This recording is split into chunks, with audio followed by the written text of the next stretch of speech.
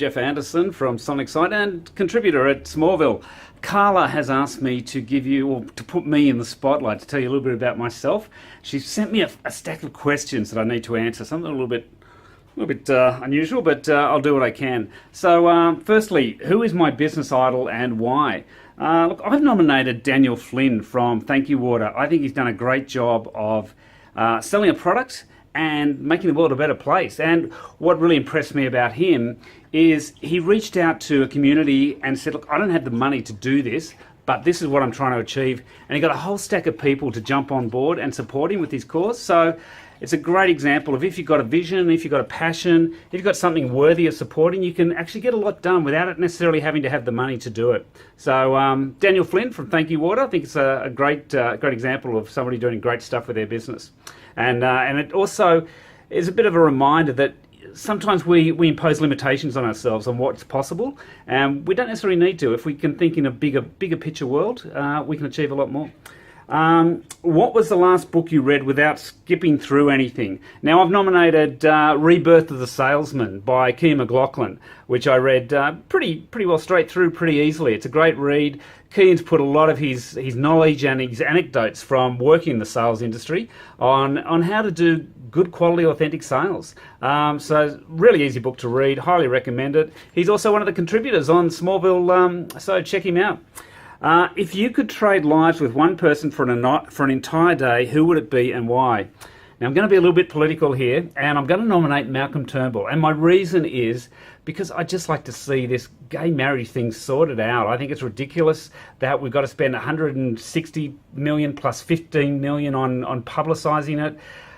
To get something passed which was actually already existing in 2004 when John Howard changed it, when it just said a marriage is between two people. And he decided to change that because a Canadian couple who got married using the gay laws in Canada came back and said, we just want to have these recognised, confirmed that they're recognised in Australia. And so John Howard changed the laws so that couldn't be possible. And I think it's silly. I mean, there were people married last weekend, and I'm guessing there were people married last weekend. I don't know who they were. I don't know where they got married or what it was about. It didn't change my life that they got married. Changed their lives, made an impact for them. But there are people getting married every day that it just makes their life better. Anyway, that's my political rant. I've got two gay brothers. I've got a lot of gay friends. And I just think it's crazy that we're making life difficult for people when all they want to do is express their love. So I'd be John Howard for a day, and I'd try to get that sorted. Not John Howard, I'd be, God forbid, I'd be Malcolm Turnbull, which is a slight improvement, I'd like to think. What is something you've always wanted to try but have been too scared for? Now, I've nominated wingsuit flying. I think that looks awesome. I'd love to do it, but I think I'm a little bit old now to get on with that. Look, while I'm here, I'll just show you a little bit around my office. I'm tripping over my dog. There's Jax. It was he's told me it was bring your dog to work day. He does that a fair bit. There's Tom.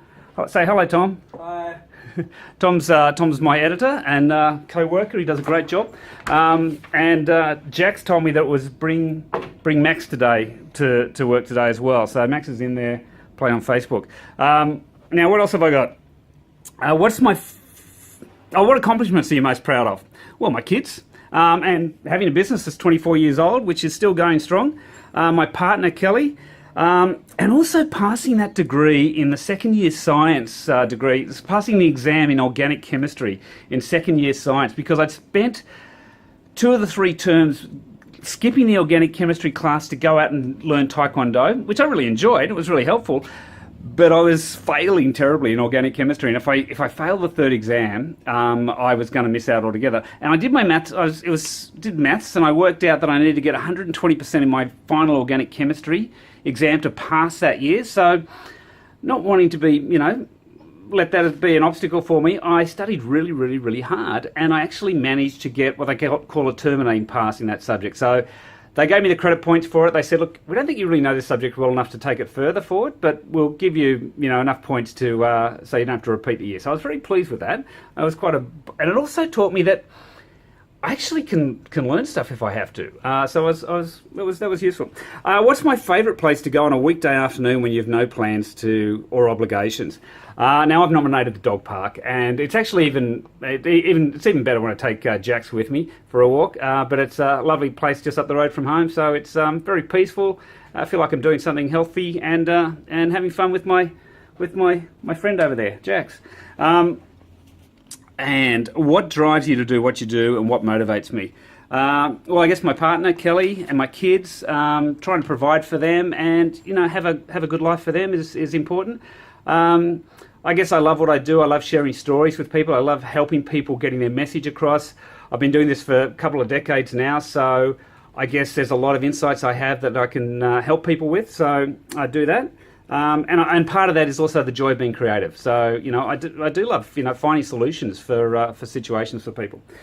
Is there a documentary book event that really changed the way you thought about something? I had to scratch my head with this one a bit. I came up with a book I've read a few times over the years. It's called Illusions by Richard Bach, who did Jonathan Livingston Seagull. So it's a bit dated, but I just really enjoyed it. It just sort of opens your mind about what's possible, and how to live a good life.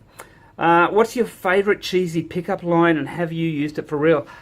Look, I'm not into cheesy pickup lines, I've got to admit. So I had to do a bit of a Google search for this one. I came up with, "You're so beautiful that you made me forget my pickup line." That's the best I've got for that one. You're a new addition to the crayon box. What colour would you be and why? Once again, I said red. You may as well stand out, and it matches the branding for my business. So that was it. What's your favourite 90s jam? I think that means song for those of us who are getting on a little bit. I put Wonderwall from Oasis. It reminded me of a great time I had at the Rugby Sevens in Dubai with my brother over there when I had a few Heinekens along the way. If you woke up and had 2,000 unread emails and could only answer 300 of them, how would you choose which ones to answer? And I said I'd only answer the lucky ones. I'd delete 1,700 of them randomly.